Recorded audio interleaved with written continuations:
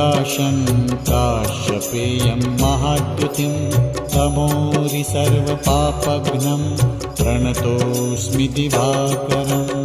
ॐ ह्रां ह्रीं ह्रौं स्वः सूर्याय नमः। ॐ ह्रां ह्रीं ह्रौं स्वः सूर्याय नमः।